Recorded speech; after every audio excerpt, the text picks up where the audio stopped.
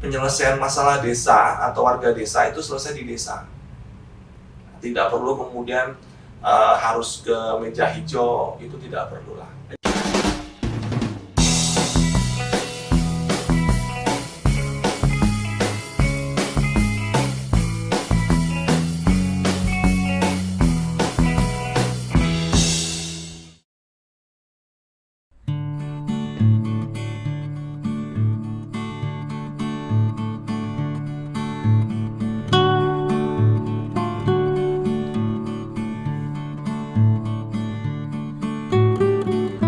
Hai semuanya, bertemu kembali di Podcast Desa, sebuah ruang untuk kita belajar bersama bagaimana membangun Indonesia dari desa.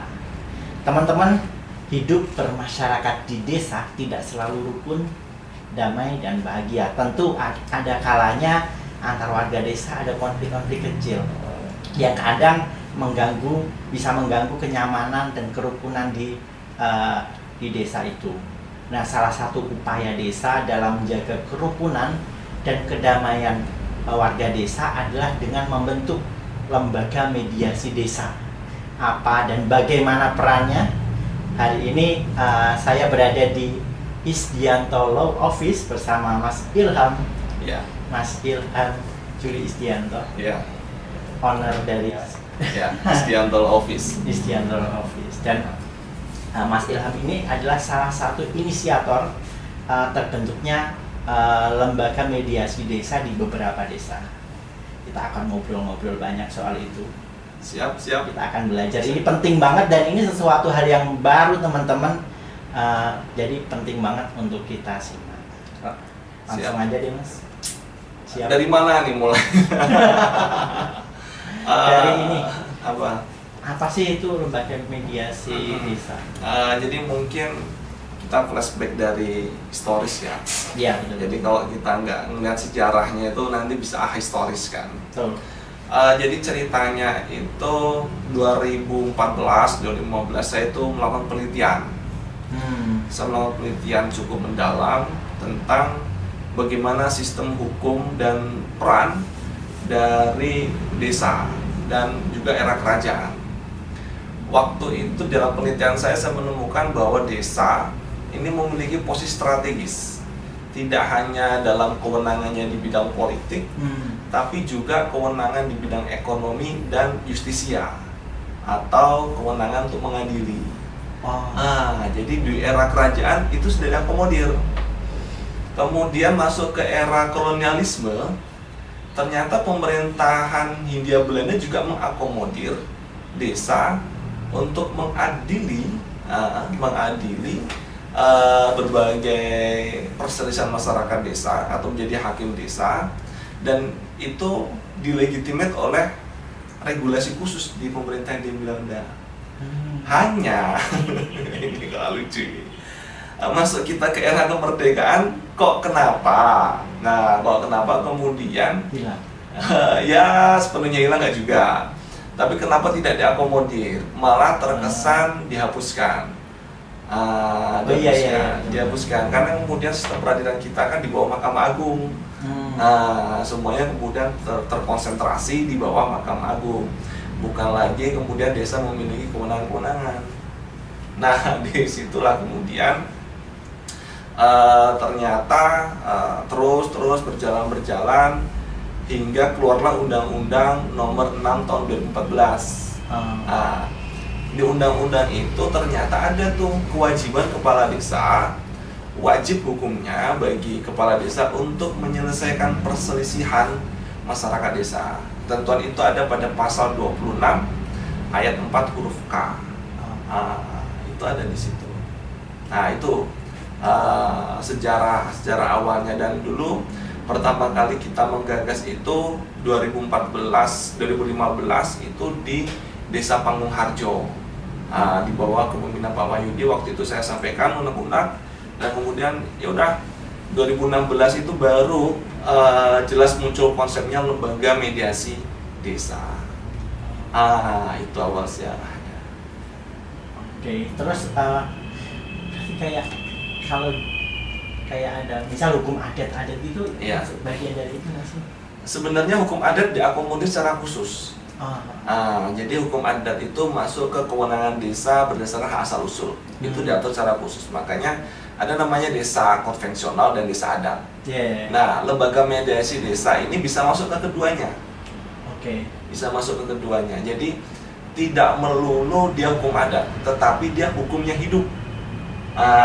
Jadi ada istilahnya hukum adat, ada istilah hukumnya hidup atau living law. Lembaga mediasi desa itu mengakomodir hukumnya hidup. Kalau hukum adat itu sifatnya dia sudah ada sejak dahulu kala, dan kemudian penegakannya di peranata adat atau peranata sosialnya. Tapi kalau living law itu belum tentu ada peranatanya. Tetapi dia kemudian diyakini berasal dari nilai-nilai masyarakat dan kemudian dinamika masyarakat yang kemudian diakui oleh masyarakat sebagai norma sosial atau norma yang hidup dalam masyarakat tersebut. Itu. Terus ini Mas, selama dari 2014 sampai sekarang perannya di desa itu seperti apa Mas?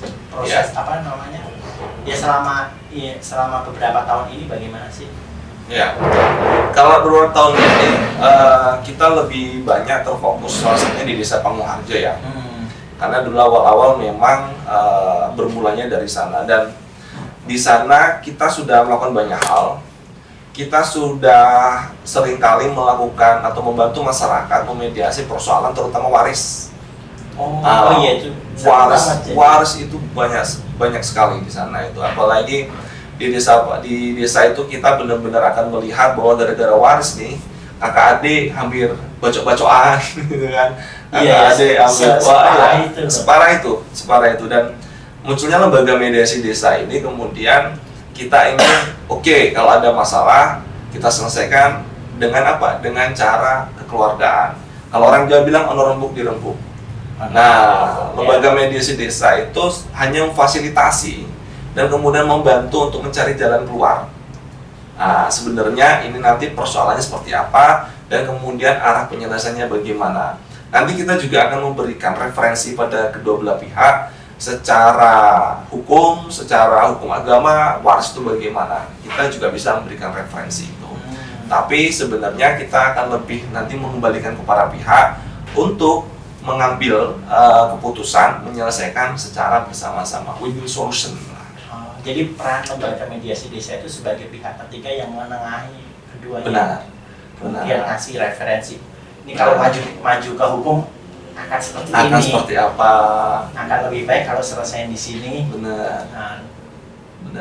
Dan kita juga pernah itu di desa itu membantu masyarakat untuk menghadapi rentenir.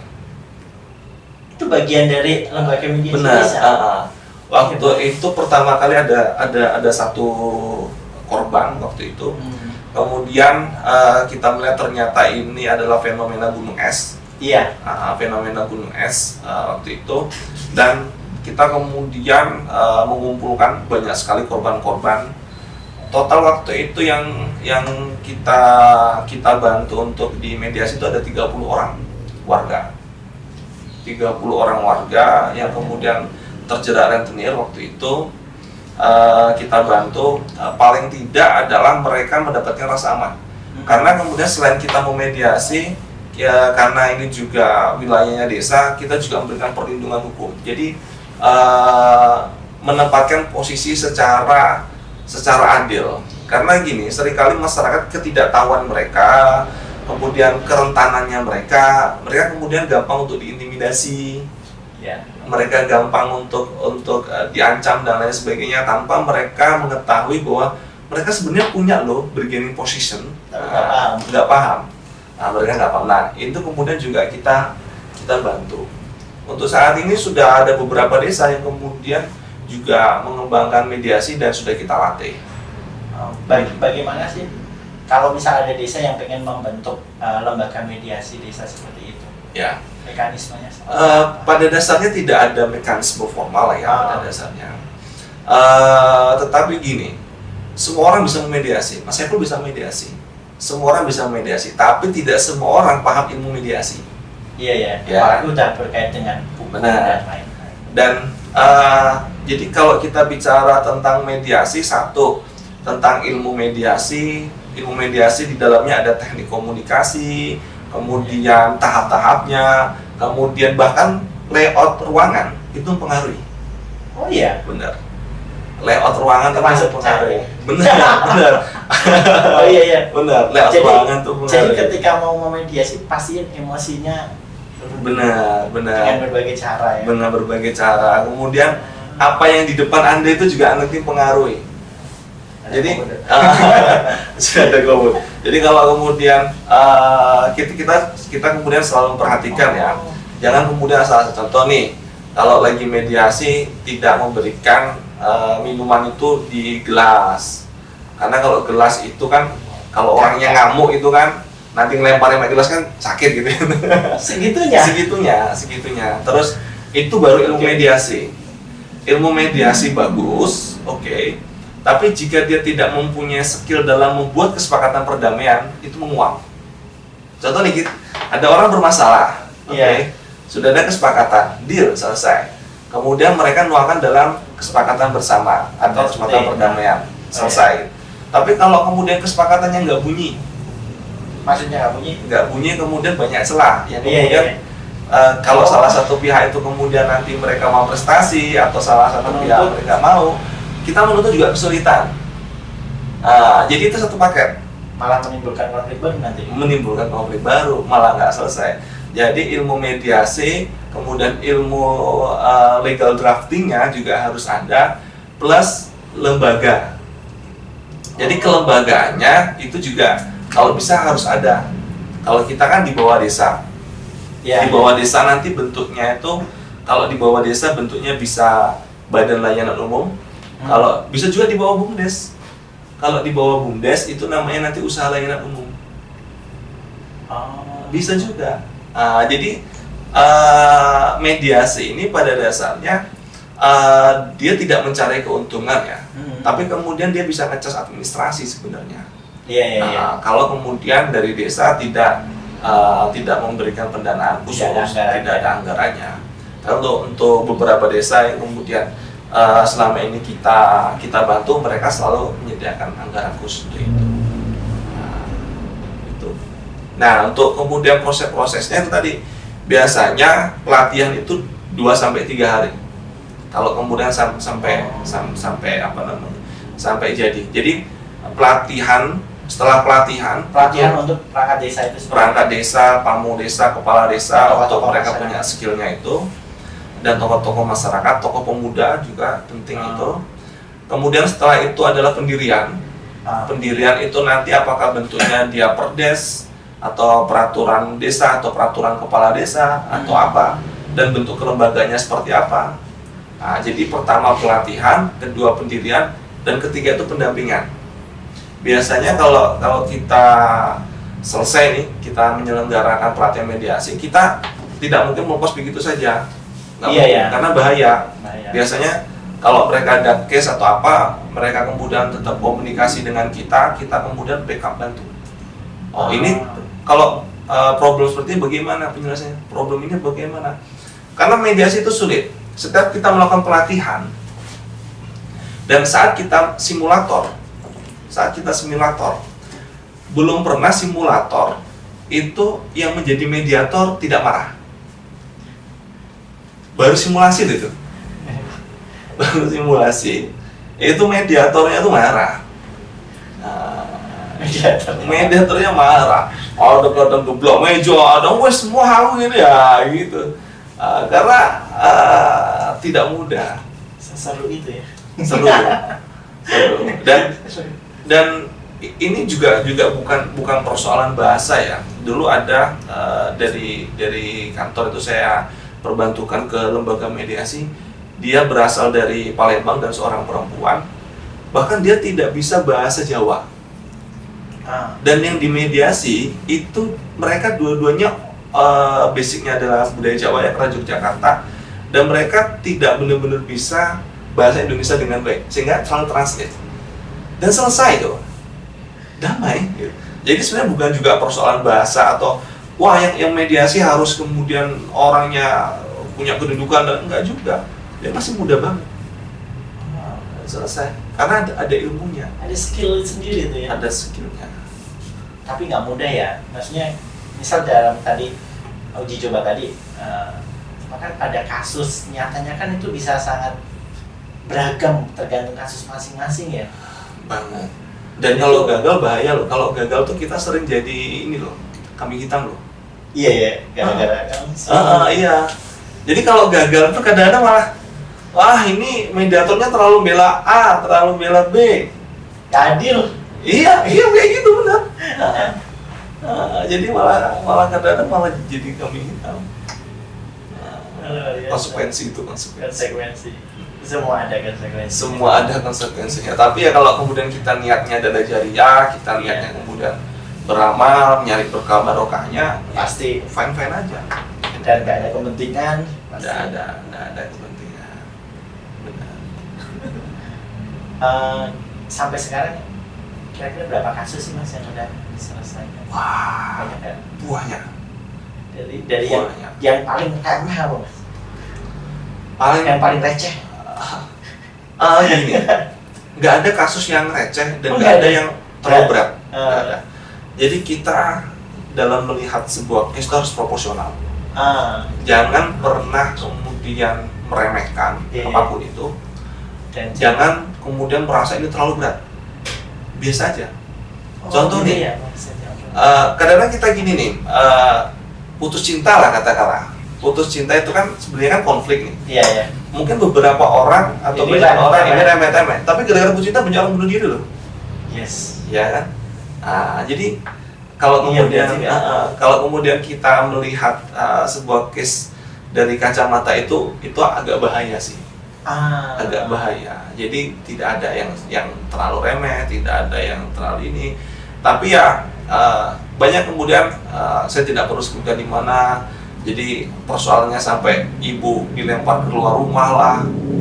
Ada kemudian ada cerita sebelum kita latih, setelah mediasi malah kemudian jadi tambah parah lah apa segala macam. Jadi kalau tidak tahu ilmunya mediasi nih, setelah mediasi itu bukannya tambah selesai, tambah parah banyak. Why?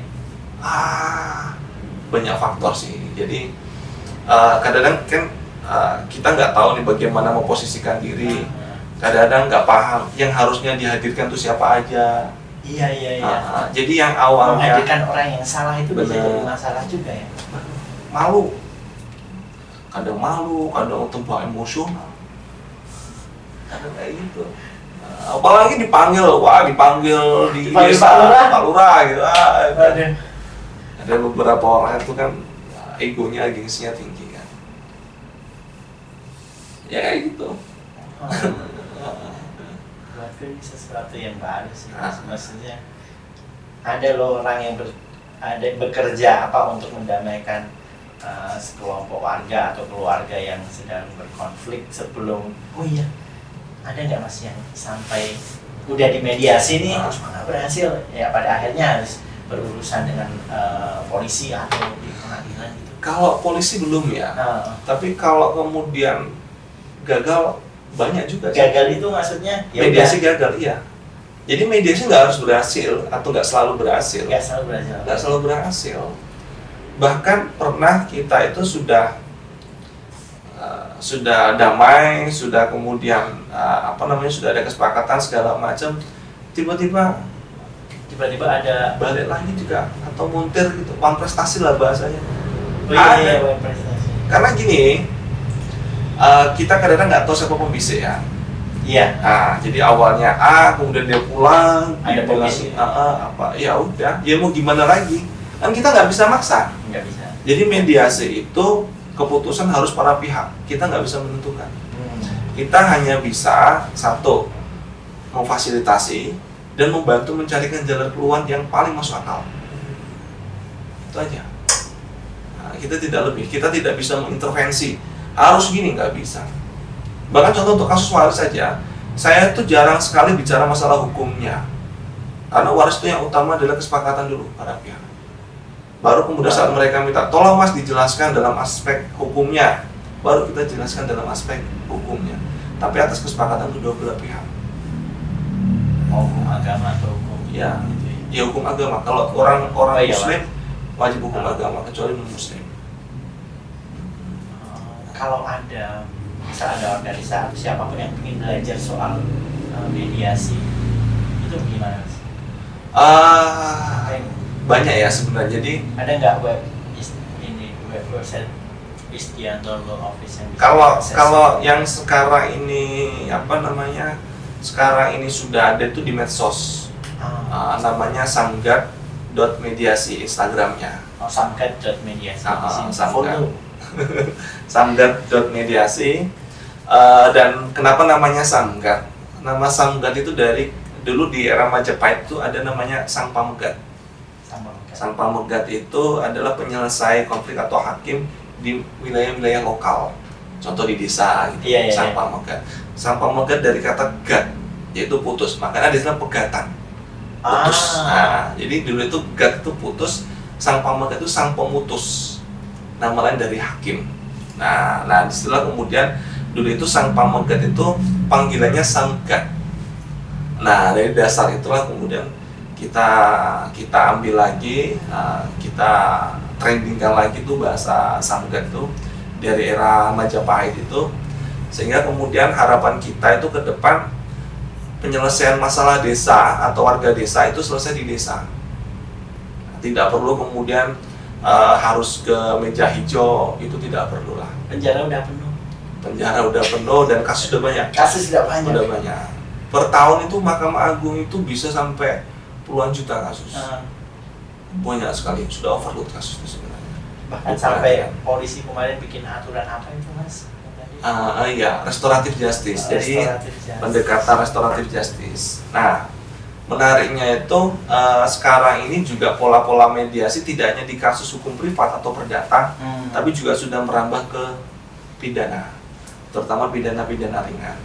Jadi 2019 itu muncul peraturan Kapolri tentang restoratif justice, yang kemudian disambut oleh jaksa. 2020 muncul peraturan Jaksa Agung juga tentang restoratif justice. Bahkan kemudian MA nggak mau kalah, muncul surat edaran Mahkamah Agung yang juga kaitannya dengan restoratif justice. Jadi pola-pola penyelesaian secara restoratif justice, restoratif itu berarti mengembalikan keadaan, keadilan yang berdasarkan mengembalikan keadaan seperti semula, itu sebenarnya sudah juga diakomodir dalam Undang-Undang Kehakiman. Jadi pasal 5 Undang-Undang Kehakiman itu menyebutkan hakim wajib hukumnya. Hakim dan hakim Mahkamah Konstitusi wajib menggali nilai-nilai keadilan yang hidup dalam masyarakat. Itu makanya kemudian jadi nggak langsung kamu salah kamu benar. Ya. Bagaimana mereka berdamai dulu. Jadi mediasi ini bukan pendekatan hukum atau bukan pendekatan undang-undang, tapi pendekatan budaya. Jadi mediasi ini pendekatan budaya, tetapi produknya tidak boleh bertentangan dengan hukum. Itu seninya. Kalau misal nih kasusnya, misal ada keluarga suami istri mau bercerai, masuk bagian dari upaya mediasi desa juga nggak? Bisa saja ya. Malah saya sarankan untuk itu. Jadi barangkali masih bisa disatuin atau bagaimana? Benar, bisa saja. Memang ya bukan bisa saja, memang seharusnya juga penyelesaiannya juga secara mediasi. Toh nanti di pengadilan juga wajib mediasi. Iya, ada beberapa tahap. Ada beberapa tahap. Bahkan kita dulu, jadi kantor kita ini semenjak Istianto Law Office berdiri, kita jarang sekali yang menangani kasus perceraian, jarang sekali. Dan kita pernah dapat kasus perceraian, waktu itu malah kita mediasi rujuk sampai sekarang, alhamdulillah. Ya nggak jadi cerai lah, bukan rujuk ya. Kalau jual udah cerai rujuk. Jadi udah apa namanya, sudah panas apa segala macam ya. Oh ternyata ini loh masalahnya, ini bisa nggak dibuat komitmen seperti ini?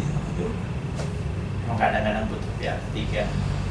Benar. Seringnya gitu sih. Benar. Karena ketika udah berkonflik itu kan egonya tinggi masing-masing. Benar. Nggak mau kalah. Benar. Bahkan kalau saya kemudian menghadapi konflik, mungkin saya juga butuh orang ketiga. walaupun saya terbiasa jadi orang ketiga. Tetap sama seperti dokter kalau sakit. Masa dia nyuntik jadi kan aneh gitu ya. Sama, benar sekali. Oke lah, paling itu dulu. Tapi ada satu lagi Mas. Bagaimana sih kalau dari Mas Ilham udah banyak melihat beragam konflik yang terjadi di masyarakat. Dari kacamata Mas Ilham, mumpung pakai kacamata, gimana sih memandang itu? Bagaimana sih nilai-nilai yang harus kita jaga biar untuk mencegah itu terjadi? Jadi gini, konflik itu sebenarnya biasanya muncul itu karena buruknya komunikasi. Buruknya komunikasi. Jadi kan kadang-kadang gini, karena keterbatasan kita dalam mengkomunikasikan. Contoh nih, kalau kita sudah emosi, sudah overthinking, atau kemudian sudah prasangka jelek pada seseorang, itu kan sudah agak beda. Contoh gini, saya mau ketemu Saiful, tapi saya sudah dikasih tahu nih, Saiful tuh orangnya gini. Sudah jadi labeling nih di sini nih. Iya, contoh. Kemudian ketemu itu tetap hawanya tuh biasanya agak kurang well. Ada kayak sesuatu gitu ganjel gitu. Nah, biasanya orang kemudian berkasus atau berselisih seperti itu karena tidak adanya komunikasi yang baik atau cara berkomunikasi yang baik. Jadi atau nggak ada komunikasi sama sekali, saling mendiamkan gitu. Kita punya keyakinan bahwa tidak ada yang salah dengan kata-kata. Yang salah adalah bagaimana cara mengungkapkannya. Jadi teknik komunikasi, bahasa verbal, non verbal gitu kan, itu benar-benar kita pelajari dan kemudian kita olah supaya itu menjadi kekuatan. Bagaimana kemudian orang itu bisa menerima kita dengan baik. Orang bermasalah itu karena tidak adanya komunikasi yang baik satu sama lain. Karena apa? Udah ego kadang-kadang, merasa paling benar. Apalagi kalau orang itu sudah ngomong pokoknya, udah repot itu kan. Kalau udah, nah fungsi kita itu adalah membantu mengkomunikasi kedua belah pihak, plus kita kemudian memberikan pemahaman terhadap masing-masing pihak. Kita berikan pemahaman. Ini kalau berlanjut ada konsekuensinya, dan kalau ini selesai ada juga keuntungannya. Jadi biasanya hanya itu aja, keuntungan sama konsekuensi atau kerugiannya sebenarnya seperti apa yang harus mereka terima nantinya. Hanya seperti itu sebenarnya. Dan sepertinya mudah, kelihatan mudah, tapi ya tidak mudah. Paling sulit adalah kita tidak terbawa emosi. Iya. Contoh nih, saya berhubungan dengan Mas Saiful yang kemudian kata Mas Saiful salah satu pihak yang juga lagi emosional. Kadang-kadang emosional itu ke saya. Iya. Ya kan? Emosionalnya tuh ke saya. Aku marahnya sama yang lain. Emosional ke saya. Wah, ini kenapa marah-marahnya ke gua loh gitu kan? Iya. Itu. Nah, kita juga harus punya namanya kecerdasan emosional. Ada psikologi di sana. Kita jangan kemudian baper juga. Benar, itu sulit tuh. Makanya tadi saya bilang simulasi orang juga berani dia. Ya karena marah-marahnya kok ke dia gitu kan. Saya nih di sini udah nggak dibayar gitu kan. Udah ini kenapa saya udah dimarah-marah kayak ini. Allah apa? Benar. Itu pentingnya. Luar biasa deh. Mas, kalau misal ada yang mau belajar sama Mas Ilham bisa dihubungi di mana? Saya bisa dihubungin bisa IG saya Ilham Yudi Isdianto. Kemudian saya juga bisa dihubungi di nomor 0811 29577721 atau bisa menghubungi website kantor isdiantolawoffice.com atau email ilhamisdianto@gmail.com atau datang langsung ke sini. Kita ngopi-ngopi. Lari masalahnya. Matur suwun sangat Mas. Terima kasih banyak. Teman-teman, hari ini luar biasa. Paling nggak buat diriku sendiri ini hal yang sangat baru, membuka wacana baru bahwa ini penting loh. Ini salah satu bagian dari inovasi desa dalam menjaga kerukunan antar warga desa. Terima kasih, mungkin sampai sini dulu. Sampai bertemu lagi di podcast desa berikutnya. Bye-bye. Oke.